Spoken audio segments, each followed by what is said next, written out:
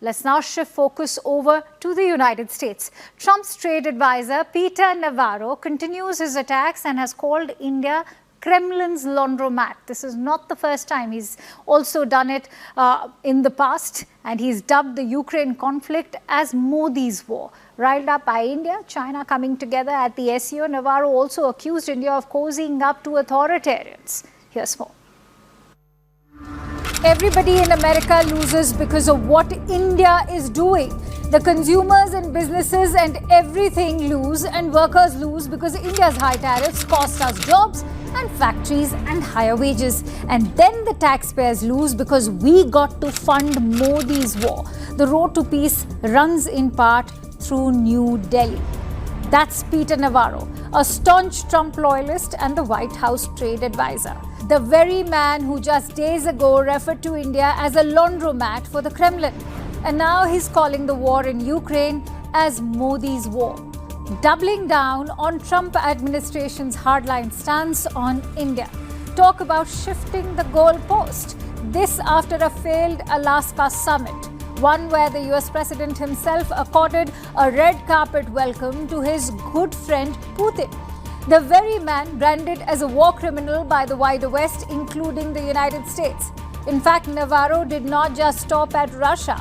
He then trained his guns at China, accusing India of cozying up to authoritarians.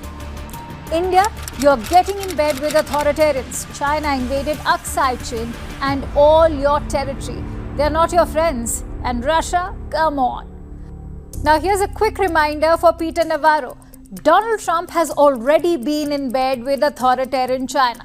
Facts first. During Trump's previous presidency, China was the United States' largest trading partner in 2020. So much so, it held the top spot among U.S. trading partners from the years 2015 up until 2018.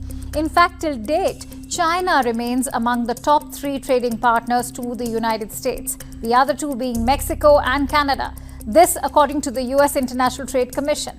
But like Trump, perhaps Peter Navarro too is missing out on the larger picture, that the highest U.S. tariff on India will eventually impact his own people, the American consumer.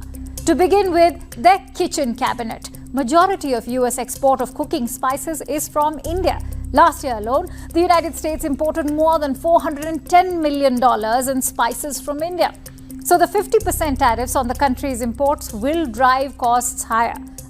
After all, cinnamon, pepper, nutmeg and cloves require tropical climates. Unfortunately, Trump can't grow them in the United States. And why just spices? India has been one of the biggest suppliers of diamonds to the United States for years. And that supply is now at risk. In fact, the supply of diamonds from India to the United States dropped significantly this year, soon after President Trump imposed new duties on imports in April. While the amount of diamonds imported to the US dropped, the duties paid on them stacked up from 0 duties in January to $5.8 million in June this year. This according to the US Census International Trade data. Let's now shift focus from goods to the US labor force. There's rising criticism in the United States of the H-1B visa.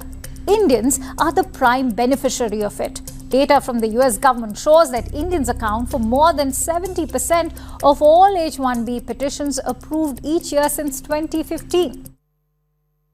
All right, that's all I have for you in this edition of World 360. Thank you so much for watching. News and updates continue on CNN News 18. Stay tuned.